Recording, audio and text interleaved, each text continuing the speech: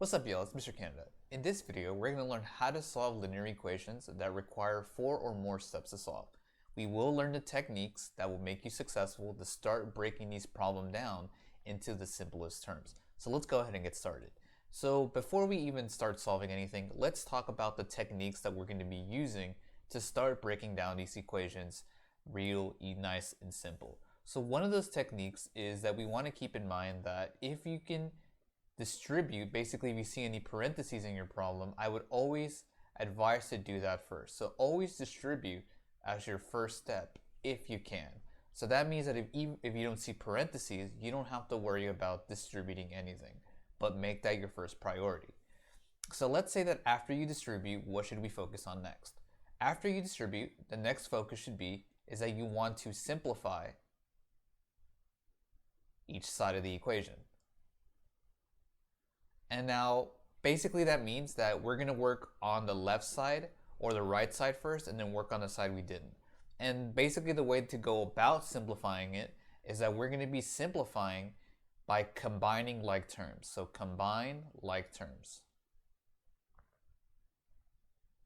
So once we've combined all of the like terms from the left side and then combine all the like terms on the right side, then we can move on to the next step of if you have variables on both sides, if you have, let's say, an x on one side and an x on the other, what we want to try to do is move all the variables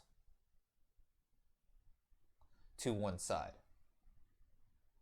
We're going to be following this three-step checklist every single time that we're going to be tackling longer linear equations, the ones that you know that when you look at it, it's like, oh, this is really ugly.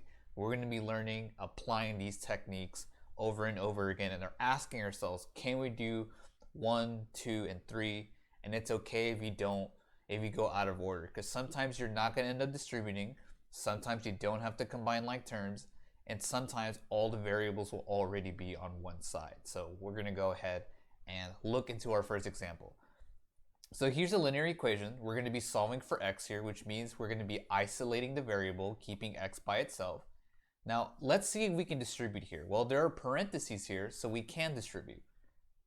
So here, this is just a -1. So if we distribute this, we're going to get negative x minus 2. On the other side, we can also distribute. We have 2 times 3 and 2 times 6. So that's going to be equal to 6x minus 12. And then we did step 1 because there are no more parentheses left in our problem. So that's going to go ahead and get a check mark. Okay, let's check step 2. Simplify each side by combining like terms. Okay, so if it helps, what you can do is take your hand and cover your side of the paper and and that'll just force you to just focus on one side at a time. So in this case, looking at the left side of the problem, there's nothing here that we can combine because there are no like terms. X and 2 are not like terms. So that's already good to go. On the other side, we have 6x minus 12. Again, there's nothing on this side of the equation that we can combine. So that's already a check there. So even though we actually didn't end up combining like terms, we can go ahead and give it a check mark because we checked, we verified to see if we can combine anything. In which case, now we go to step 3. Move all the variables to one side. So where you move the variables, to either the left side or the right side, does not matter. Choose a side that you're normally comfortable with solving equations. At least in my experience, I'm most comfortable moving all of my variables to the left side. So we're going to move all of the x's that are on the right side over to the left side. So in this case, the only x that's on the right side of my equation is 6x. So this is the only thing I'm going to move to the other side. So how exactly do I get rid of this 6x, or how exactly do I move this to the other side? We move it using inverse operations. So in this case, if this is a positive 6x, we're going to move it by subtracting both sides by 6x. We want to make sure that when you subtract, that you subtract it with the variable. In this case, don't put minus 6x under this 2 because it's not a like term. So after we do this, this crosses out because it cancels out. Next, you have negative 12 left over. On this side, you have negative x minus 6x gets you negative 7x. And then we're going to bring down the minus 2 down here. Now from this point forward, we are left with a two-step equation. We're left with this bread and butter, this really nice, really easy equation that we can solve. So remember, recall, if you want to solve a two-step equation, you have to use your inverse operations. So that means we're going to be adding 2 to both sides, and that leaves us with 7x equals negative 12 plus 2 is negative 10. And then we're going to divide both sides by negative 7. And that leaves us with positive 10 over 7. It's positive because when you divide two negatives, you end up getting a positive. Now, if you get a decimal, that's okay. But it's better to keep it into a nice, simple solution like this. So what's the idea? Basically, every single time you're tackling a really long linear equation, you want to go through these simple checklists. Ask yourself if you can distribute, then ask yourself if you can combine like terms, and then ask yourself, is there any variables that I should move to one side? We're always going to follow this simple checklist every single time we're doing these types of problems. So again, let's go ahead and do another example to continue practicing this checklist. Okay, so here's the next problem right here. We have 2 parentheses x minus 5 plus 6x equals 8. So again, we want to ask ourselves, is there anything we can distribute first? Well, in this case, there's parentheses here, so yes, we can. We can distribute.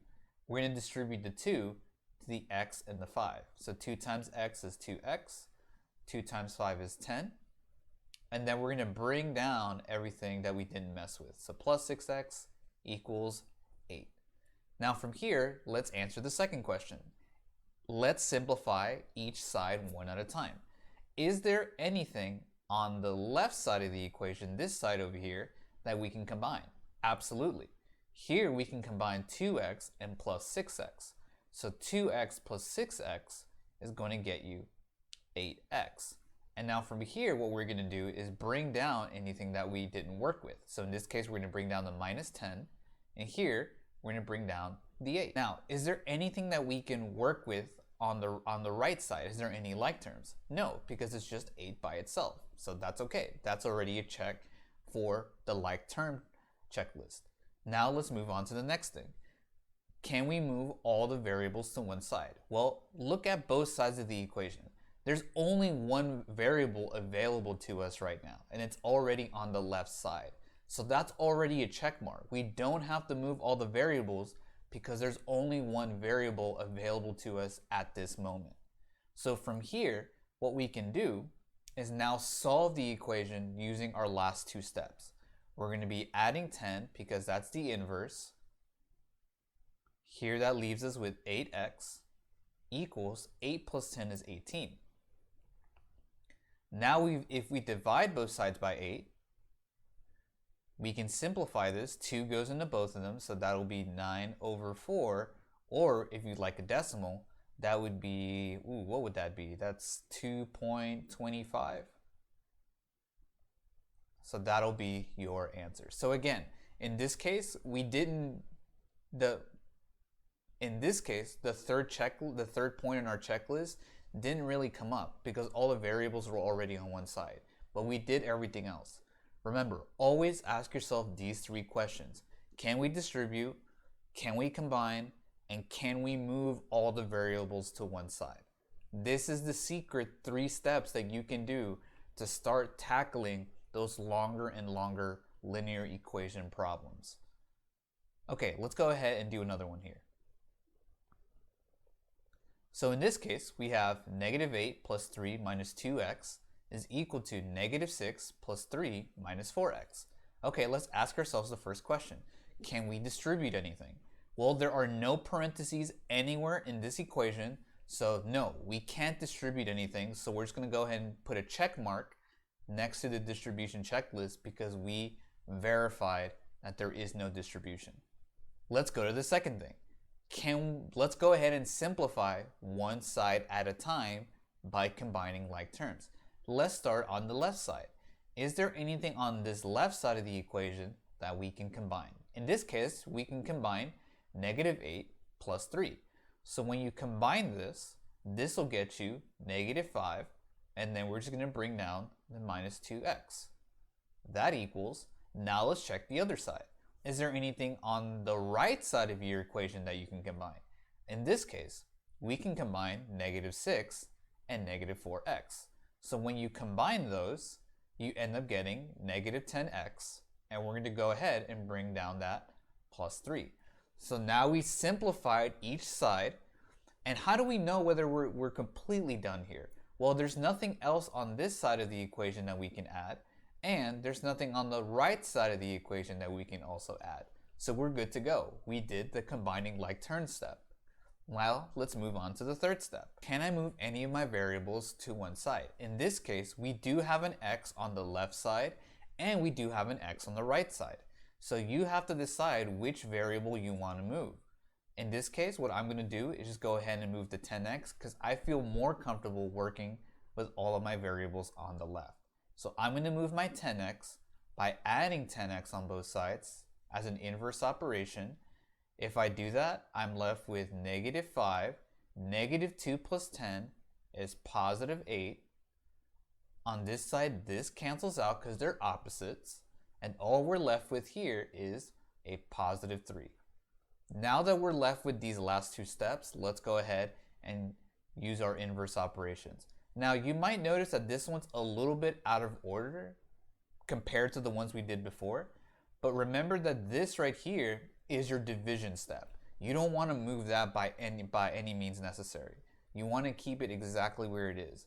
Instead, what you should do is focus on this guy because it doesn't have the variable. So we're going to go ahead and add 5 to both sides. And we're left with 8x equals 8. From here, we're going to go ahead and divide both sides by 8. And now we're left with x is equal to 1, because 8 divided by 8 is 1. So again, what's the idea with these longer problems?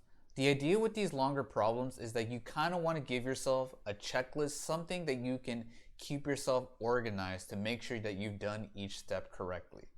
The 3 steps were distribute if you can, simplify each side one at a time by combining like terms, and then the third step is if there's an x or whatever variable you're working with on both sides, then make a decision about which side you want to move all of your x's, all of your letters, all of your variables to. In this case, just to make it easier for me, I like to always keep my variables on the left side. And if you do too, great, go ahead and do that. If you prefer keeping it on the right side, then make sure that you perform the correct inverse operation to move the x from the left to the right. It really just comes down to a personal preference at that point. Well, I hope you guys learned something new today. If you have any questions, please leave them in the comments below and I'll get to you as soon as I can. If you liked the video, give the video a like and subscribe to my channel for more Algebra 1 videos. And as always, please take care and I'll see you guys next time.